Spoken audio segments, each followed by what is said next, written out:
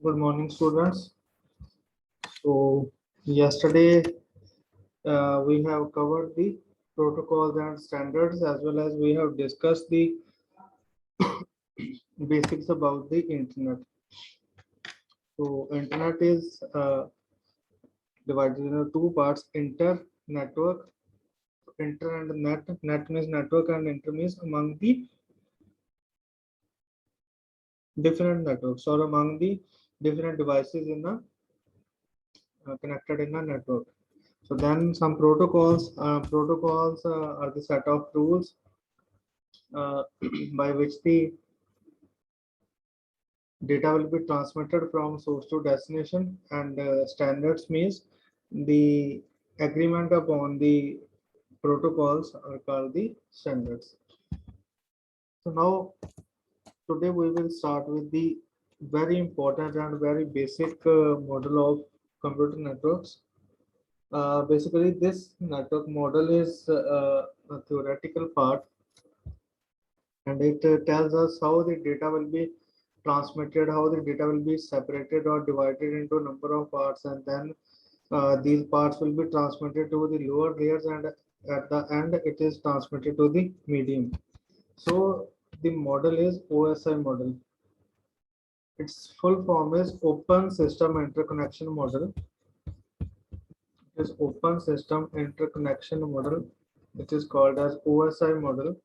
So developed by the International Organization for Standardization.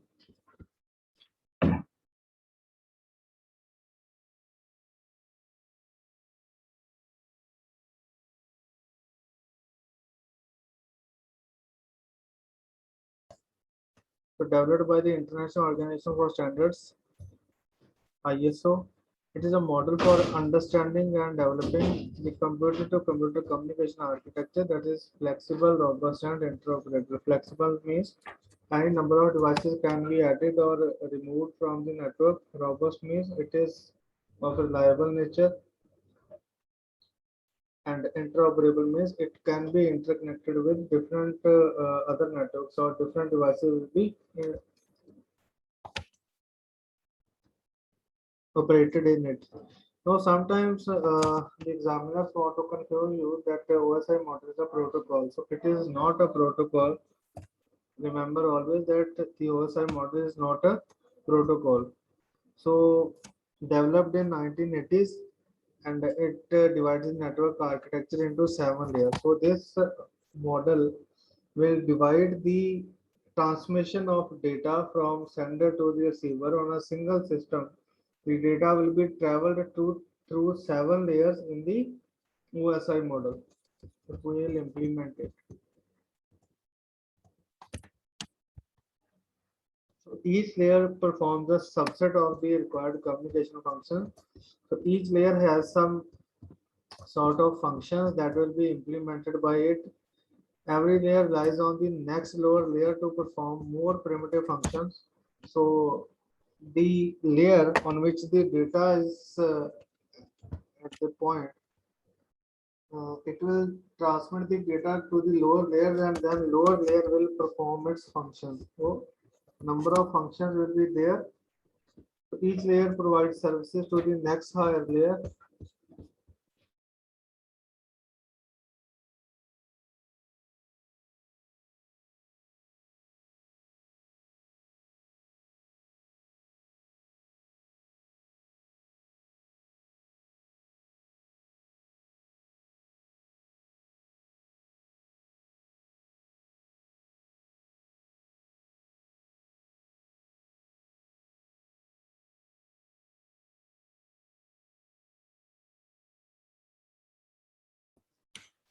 So each layer provides services to the next higher layer,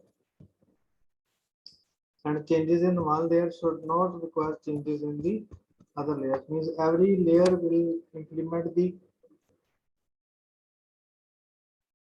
functions independently on the data. Changes in layer except the change of layer. Changes in layer should not require the changes in other layers. Clear?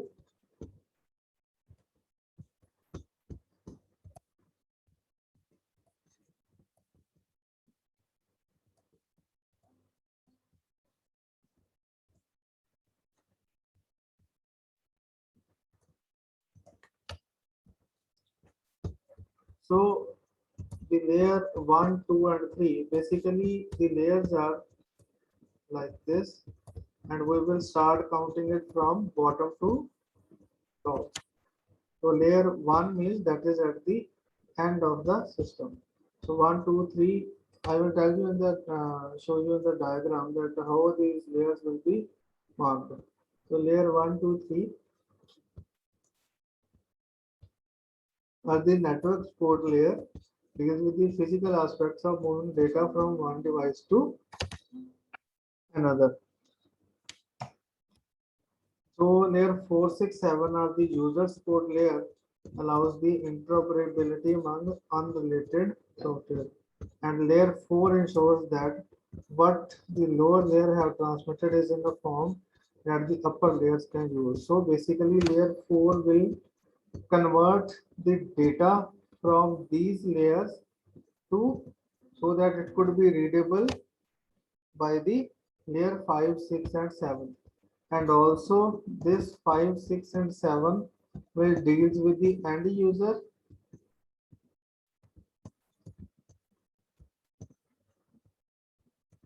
whereas this layer 1, 2, 3 deals with the network or systems.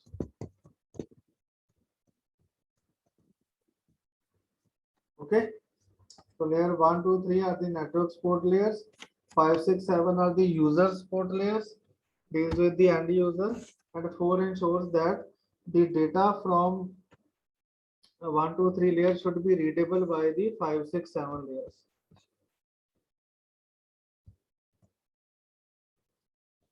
Clear? Okay, so here are the layers of this OSI model. So as I have told you that layers are like this, but they should be readable from bottom to top. Okay, so physical layer, okay, we will start from 7 to 1. So the humans or we, the users, will interact with this application layer where applications can access the network services. Now suppose I am giving you the lecture on Zoom. So I am using the application layer of this network or Zoom application through which it is a kind of software or an interface by which the user will access the network services. Clear? Next is the presentation layer. Basically, it is used to present the data, and the data is in a usable format and is where data encryption occurs. So at the presentation layer, the data is converted to the readable form of application layers, means it should be readable by we the end users, and also here encryption and decryption occurs. Can anyone tell me what is and what do you understand by encryption and decryption?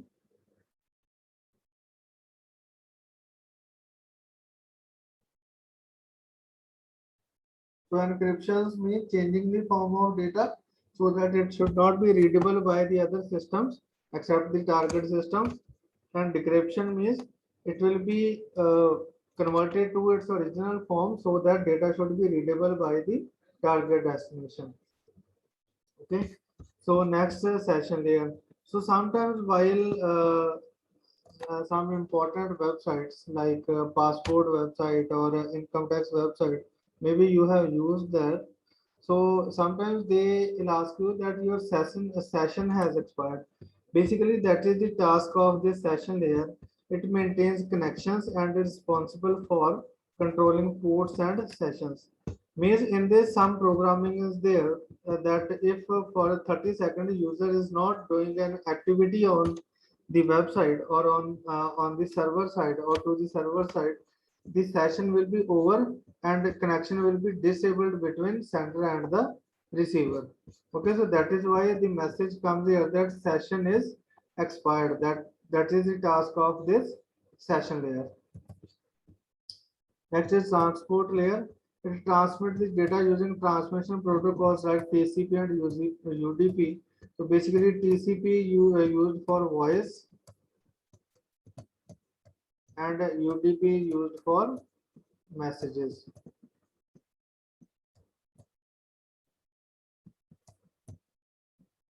So it transmit the data by using two protocols, TCP transmission control protocol and UDP user datagram protocol.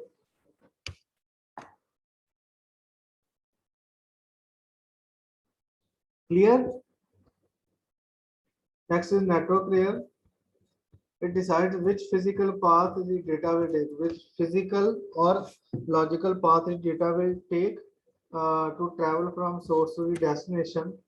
Data link layer, it defines the format of data on the network, in which format it will be displayed over the network, and physical layer, it transmits the raw bit stream over the medium or over the physical medium. Okay, if it is a wired cable, then it will transmit the raw bits over wires, and if there is a wireless, it will transmit data through signals. Clear?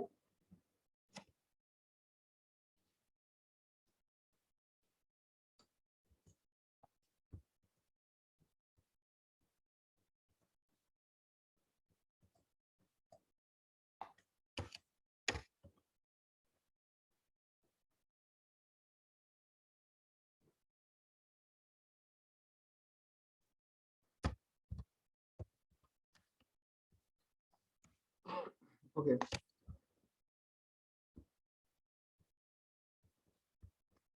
Basically, this is an O protocol.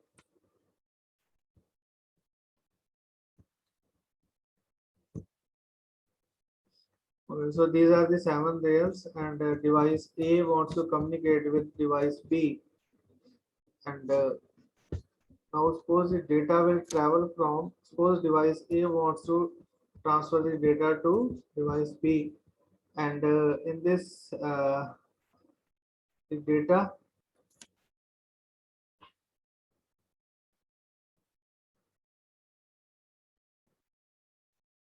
data will be transmitted, and it shows that these are the intermediate nodes on which the through which the data will be traveled to the B.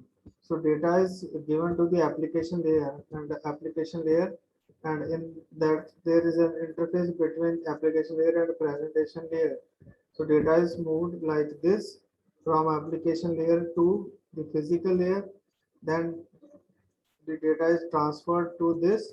At this time, data is transmitted to packets, and the network layer decides that to which other system this data will go.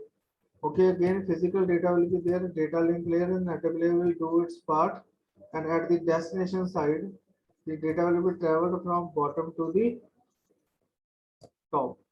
Okay, so raw data will be gathered here, converted into packets. Packet will go to network layer and check whether the correct destination is there. Then transport layer simply travels this data to the session layer. Session layer checks whether there is a active connection between this session sender and the receiver, and at this presentation layer decryption will be implemented, and at the end it will be displayed to the device B or the receiver or end user. Okay, so this is how the data communication using OSI model will takes place.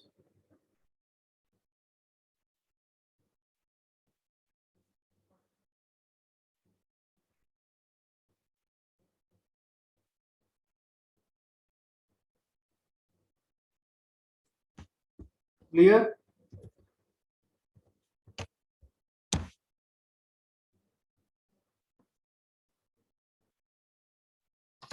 Let's go through this diagram for a while.